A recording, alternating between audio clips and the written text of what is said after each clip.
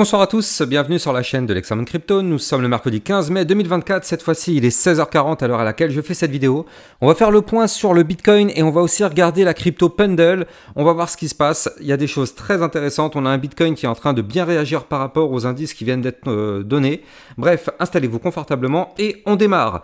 On démarre avec cette cryptomap qui repasse bien sûr dans le vert. Vous le savez, à la seconde où le Bitcoin pump, tout le marché crypto pump avec lui. C'est pour ça que là, on a une cryptomap 100% dans le vert après maintenant plusieurs semaines dans le rouge. Ça fait vraiment plaisir. Et donc justement, tout ça, bien sûr, c'est grâce à notre Bitcoin qui aujourd'hui est en train de nous pousser un plus 4,58%. Avant de rentrer dans les détails, je rappelle bien sûr que tout ce que je vais dire dans cette vidéo n'est en aucun cas un conseil financier. C'est à vous de faire vos propres recherches et n'oubliez pas que le trading de crypto-monnaie comporte des risques de pertes financières partielles ou majeures. Alors là, les indices sont tombés, ça y est. Aujourd'hui, on a eu l'IPC annuel, l'IPC core, enfin bref, tous les indices concernant l'inflation. Et donc du coup, on voit que directement, suite à ces indices, on a un Bitcoin qui a très bien réagi.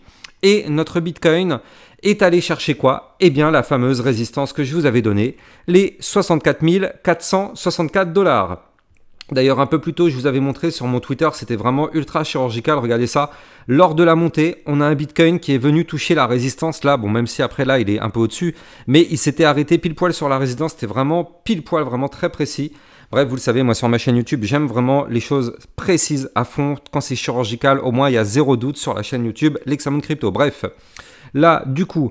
on a tenté pour l'instant de breaker la résistance, vous le voyez, on n'y arrive pas. 64 464 $, prochaine zone de résistance à breaker. Tant qu'on n'y arrive pas, malheureusement, on est bloqué. Je rappelle que cette résistance est aussi la ligne de coup d'un pattern en double bottom. On le voit ici avec le premier bottom, le deuxième bottom. Donc si jamais on arrive à breaker cette résistance, effectivement, on pourrait connaître, pourquoi pas, une potentielle remontada pour aller chercher les 65 535, puis les 66 956, avant d'aller chercher la target théorique du double bottom qui se trouve quant à elle ici, eh bien, elle est à 70 669 $. Alors bien sûr, en cours de route, il y aura quand même la résistance absolue des 69 005. Et là, surtout, ce qu'on voit, c'est qu'aujourd'hui, on est en train de nouveau de tenter la cassure de notre résistance avec la ligne de tendance baissière qui est ici. Donc on espère vraiment qu'on va clôturer au-dessus des supports parce que là ça peut paraître facile. On a le support des 62 231, 63 264 et actuellement on est quand même à 64 340. Mais la journée n'est pas terminée, ça se trouve on va clôturer la journée, j'en sais rien moi, ici. Peut-être, vous le savez, c'est la volatilité, bon j'y crois pas. Mais c'est quand même possible. Donc là ce qui serait bien c'est déjà à minima de préserver les supports qui sont là, les deux niveaux clés que je viens de vous donner, comme ça... on les a pour la suite et si possible, le top du top, ce serait vraiment de clôturer la journée au-dessus des 64 464 $. Maintenant, ce qu'on voit là, c'est surtout en vue 4 heures. On a un Bitcoin qui a fait ce qu'on voulait voir, c'est-à-dire que vous le voyez ici, je vous avais parlé de la réintégration du range par le bas. Ce matin, on était quelque part par là de mémoire, ou je sais plus où, mais on était à peu près dans cette zone-là. Et je vous avais dit que là, quand on réintègre un range par le bas, le but serait d'aller chercher quoi? Eh bien, le haut du range. C'est exactement ce qui nous a fait notre Bitcoin. Regardez, on a réintégré le range ici à 62 169. Boum. On a été chercher le haut du range, voire même un petit peu plus haut. Donc là, ça fait plaisir. Il faudrait déjà qu'à minima, on clôture la vue 4 heures au-dessus des 63 996 $. Comme ça, au moins, ça voudrait dire que ce niveau clé se transformerait alors en support. Attention tout de même, hein, attention au pullback. Je rappelle la règle. Quand on casse un niveau clé, ok, on peut monter, mais on revient quasiment systématiquement retester ce niveau clé. C'est ce qu'on appelle le pullback. Donc, attention à ça tout de même. La possibilité de revenir par la suite à 63 996 $ reste importante. Maintenant, plus on arrive à s'en éloigner, c'est-à-dire en tentant de breaker la résistance des 64 464, plus eh bien, ça nous sauverait et le pullback pourrait être non pas forcément sur le haut de l'ancien range, mais sur les 64 464. Mais pour ça, il faut absolument déjà réussir à breaker ce niveau clé.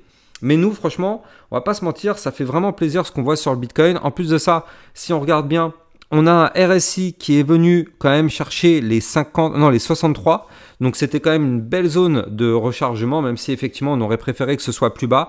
Est-ce que le retracement est terminé? Eh bien en tout cas pour l'instant, on rebondit sur le niveau clé du bas du range et on ne le break pas. Hein. Regardez, je rappelle qu'en vue jour, on a ce gigantesque range qui est là en violet, pardon. avec un bas de range à 60 777 $. Pour l'instant, ce bas du range tient parfaitement et il ne lâche pas. Donc tant que ce bas du range tient, on est toujours dans une configuration où on a un espoir. Maintenant, je vous l'avais déjà expliqué ce matin dans ma vidéo.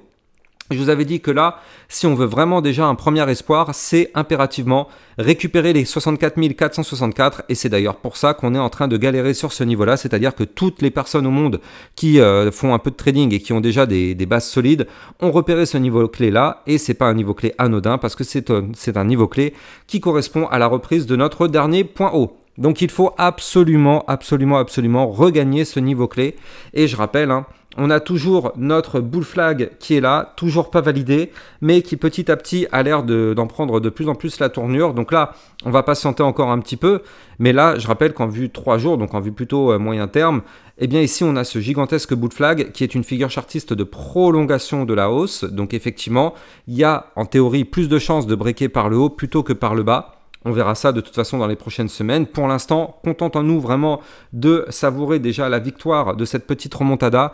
Et surtout déjà, si on arrive à gagner les 64 424 $, 64 464 $, ce serait déjà très bien parce qu'on pourrait valider, comme je l'ai dit tout à l'heure, ce potentiel double bottom.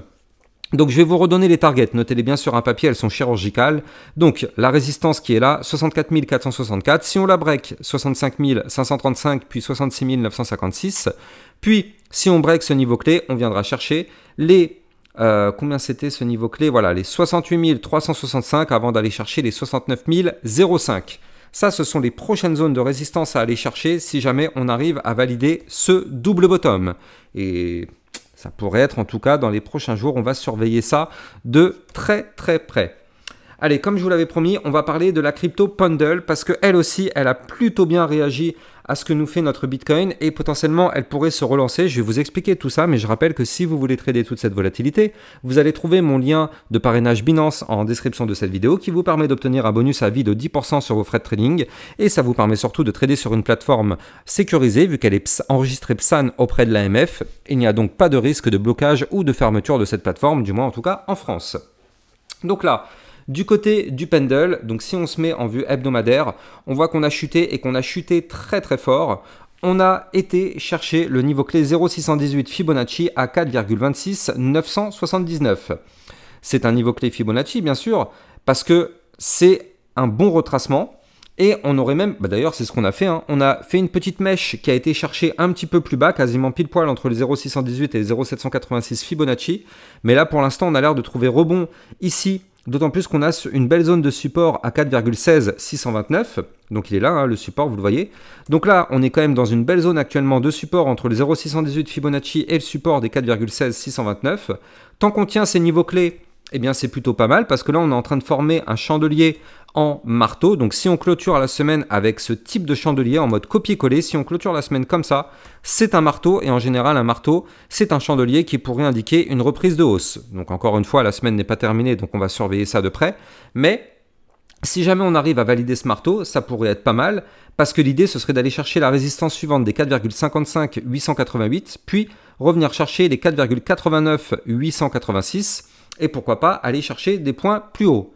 Notamment ici, quand on regarde ce qui se passe avec cette vue jour, et bien là en fait on voit que malheureusement pour l'instant on est en dessous du ruban de moyenne mobile, vous le voyez, ici on a perdu le ruban de moyenne mobile dans cette zone là, c'était quand? C'était le 26 avril malheureusement, dès qu'on a perdu ce ruban, on est passé baissier, vous le voyez, on était dans une configuration de range, boum, on a cassé le range, on a breaké le ruban de moyenne mobile, boum, on passe baissier, vous le voyez, on chute. Donc là, si on veut reprendre de la hausse, il faut impérativement repasser au-dessus du ruban, donc c'est-à-dire à 4,82 668. Et le mieux, ce serait de gagner ici notre dernier point haut qui a été formé là à 5,08 688. Si on récupère ce dernier point haut, effectivement, là dans ce cas-là, ça pourrait nous donner un premier signal pour dire qu'on voudrait remonter chercher les résistances des 5,51 et 5,71, voire même, pourquoi pas, aller chercher notre ATH à 6,98 152. Mais bon, ça pour l'instant, on n'y est pas encore. On va surveiller ça de très près. Là déjà, il faut impérativement regagner ce ruban de moyenne mobile. Je rappelle que tant qu'on ne récupère pas ce ruban, malheureusement, on reste toujours en configuration baissière. Mais si le Bitcoin continue de pousser, ça peut être intéressant. Je rappelle la règle, à la seconde où le Bitcoin crash, tout le marché crypto crash avec lui. Je rappelle aussi que sur mon Twitter, c'est là-dessus où je vous diffuse un maximum d'informations. Tout à l'heure, je vous ai communiqué pas mal sur la hausse. Je vous ai donné effectivement le petit top de la hausse. Regardez ça, un pile poil 64 464. Bref, en tout cas, si vous voulez recevoir toutes mes actualités, n'hésitez pas à venir me suivre sur mon Twitter officiel. Vous avez le lien en description de cette vidéo. Et n'oubliez pas aussi au passage de mettre des likes et des commentaires pour participer au référencement de la chaîne. J'ai plus qu'à vous souhaiter une excellente fin de journée et je vous dis à demain matin à 8h pour une prochaine vidéo. Ciao, ciao!